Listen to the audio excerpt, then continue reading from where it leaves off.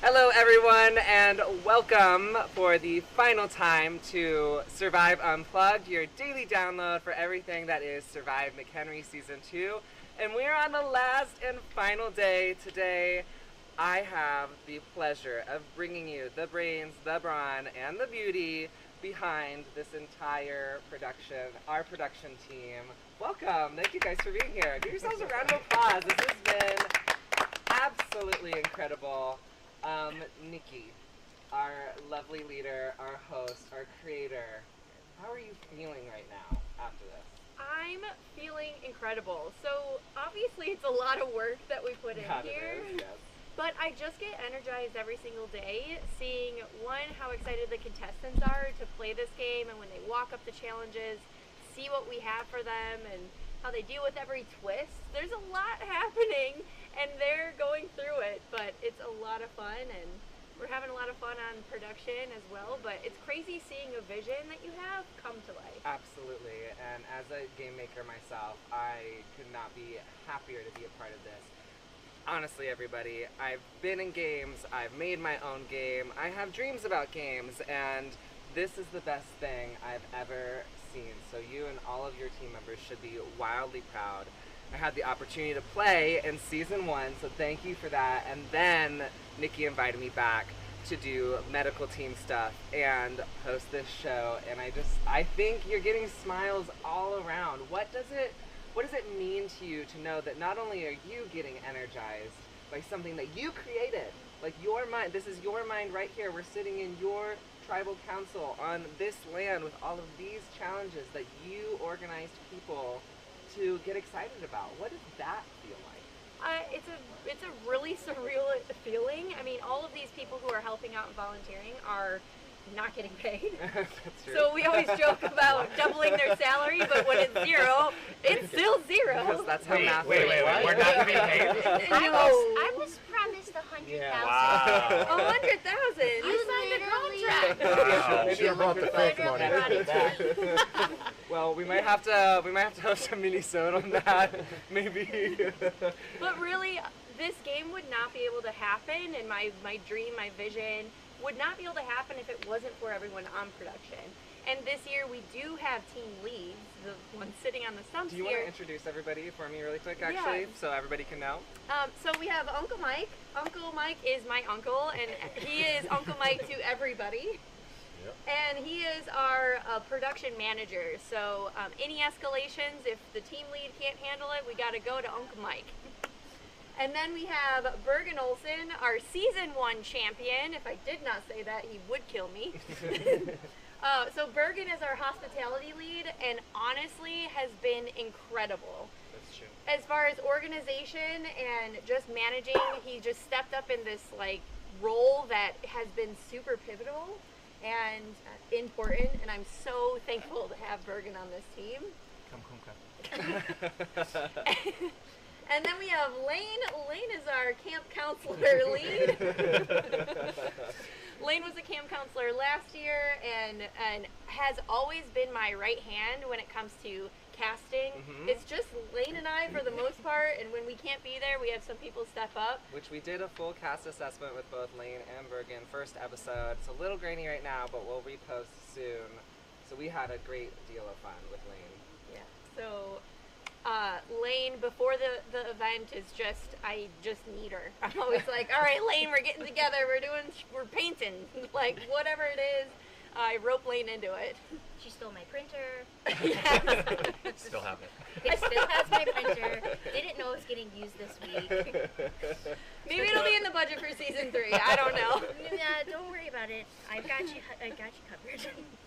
And then we have Angela. Angela stepped into our media lead role, and I know Angela from working with her previously, and then when I was hosting Season 1, I thought, hey, she just might be crazy enough to play this game, and she said yes. And honestly, it was incredible watching her in the woods get so into it and making strong alliances and making it to the jury. So proud of you. And I could not have done this media part without you. Maybe we need to see your countdown real quick. We'll do that for the end as we say goodbye. We'll do a Right. countdown for goodbye. She so you can entertains see. our contestants, and there's a lot that goes on behind the scenes of these cameras and control room, and you know, Ange didn't know any of that stuff coming in here, but she does know how to manage people, so thankful for that. And then Sean built these challenges that you saw, and you know, I would watch Survivor and say, "Can we build it?" And Sean will say, "Yeah, I think we could do that." So then Sean builds it. Sean is not getting paid for this and has a job outside of this. So, you know, I really, really am thankful for all the work that he put into this game, and I can't thank you enough. Every single Sunday leading up to this game, Sean was dedicated to survive. So, yeah, it was a lot of work. That's wild. I think this is just so beautiful. I myself have had such a wonderful time working on this team with this amazing group of minds. All of you were tailor-picked for such a perfect role for you, and I don't know if you knew you could do it at the beginning, but you definitely succeeded. So can we just do one more round of applause for you guys? Thank you, thank you.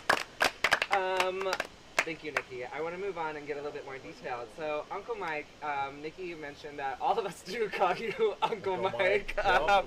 And I'm not really sure why. I don't really hang out with too many other Mikes. There is a few of them, but when I'm communicating with you, you're just always Uncle Mike.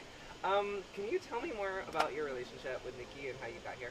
Yeah, well, I think the Uncle Mike thing stuck just because first season we were running around here and she's saying Uncle Mike. And I think one or two people did it, and then it just ran, and it was organic, and it happened. It's endearing. I love it, actually. Strangers come up to me and say, "Hey, Uncle Mike, how you doing?" And I'm just like, "Hey, man." Like our viewers are saying, "Oh, hey, that's Uncle Mike." But then this one here, I think she resorted now to just shorten it to Uncle, so I know it's coming from her and not someone else. got So it, we got that too. And then really for me being here. Nikki, I stressed for probably weeks and months ahead of this, trying to come up with something, some way to officially thank her for what is happening, because you hit the nail on the head. This is her writing a little story, Lane helping her, and all of a sudden, all of us and everybody involved is trying to bring this to life. And somehow that happens with all volunteers, impressive as that can be. But without Nikki, you know, in a million ways putting into this, I don't know how that could have happened. And I don't really know, I actually never came up with anything. I never came up with anything that I could give you that could really solidify or show you how I feel and how we are so thankful for you. So I just wanted to say it here. And that was it. Thank you. Thank you. Yeah. That's really nice. So, knowing that this is the ideas are sparking from somebody that you love so dearly, we know you get behind it. You are there. All of us, we are all leads for some way, but you are there behind us leading in another way, because if we're going to Nikki every 5 seconds, she can't get her job done. She can't host. Right. So what does that mean to you to see somebody that you love so much, so dearly succeed in something they're passionate about? Well, yeah, I got to, do daycare for Nikki when she was right here, right? So, and I myself have 2 boys, 2 sons, and so this has literally been my borrowed daughter. We've said it, we've joked about it for years, but it's the truth, right? This is how I had a daughter, and to see her succeed in life in any way, and especially with something like this, is just really, it's overwhelming. It's overwhelming. I can't really get it into words, and I there's times when I just stand back. I'll stand up here on the top and watch the whole thing. I'll watch the tribal council and the jury and the camera people, and I get to see things happen on the property, and you just have to stop and pause, right? A lot of times I was telling somebody, I don't get my phone out fast enough to snap a picture, but I get that picture in my mind, right? And if I can just hang on to it. I came out the other day and someone was sitting on the swing in the front there, right? Early in the morning, sun's coming up, I don't remember who it was, and I just looked over and the sun's just pressed, and I'm like, who gets to live this? We get this experience, right? Again, because of her generosity, the generosity of her dad, and letting us invade their world for Absolutely. 2 solid weeks. I mean, there's people that live here, right? And they're going to work every day and trying to live their life, and we're crashing on their couch and, producing a TV show in their basement and building stuff in their front yard. It's more than that too. I mean, Yeah. they're also making a lot of food for us. They Yep. are Helping with challenges. Helping with challenges. Yep. There's so many people beyond just this 6. These are just the ones that are leading. Leading the So, charge. Correct. can we all just say thank you to them really quick as Yeah. well? Thank you. Thank entire you. bunch. Yeah. Thank you so much, Mike and Lori. Well, thank you so much for being here, Uncle Mike. I'm very happy to call you my Uncle Mike.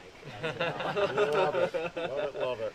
Now let's turn to 2 familiar faces really quick. We have Lane and Bergen. If you remember from episode 1 of Survive Unplugged, we did a full cast assessment, and now we're at the final 4. Tell me what your thoughts are. We won't go into too much detail, but were you surprised at the results? How's it been for you guys 8 days later? I'm surprised a little, but at the same time, like Nikki said, I helped her with the casting, so I knew every person we put on this cast had a chance to win. We didn't put someone on this cast because we thought they would lose. Which is fair. It's Necessary. good. It's a good casting tip. Fair point. But like, I'm not I don't think I would be surprised at any combination that is sitting up here at the final 4. Yeah, I don't think I'm surprised at all. I couldn't have predicted it, but I'm not surprised. Wonderful. Bergen, yourself? Yeah, I mean, we saw some really good gameplay. There were some really big players in this game from day 1. And the final 4, there are some dynamic personalities, a lot of great experiences that some of them have played. So I'm not surprised to see a few of them in the final 4.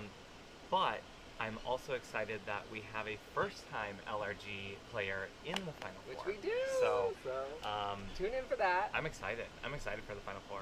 Good, good. Now, quick questions for y'all as well, one after the other. What is it like, again, 8 days later, we started not really knowing what we're going to do. I mean, Lane had an idea because she's been working on everything with Nikki beforehand, and you've been a camp counselor before, but then you stepped into the leader of multiple camp counselors. Bergen, this is the first time you've done something like this. No. No? No. Okay. Yeah. I thought so is this what HR means? Is this the all-encompassing HR thing that we were talking about before? Yes. So tell me about that then. Yeah, so I have worked on prod for another LRG before. Shout out to Live to Give. But when Nikki asked me to do hospitality, I graciously accepted because season 1 had such a profound impact on my life, and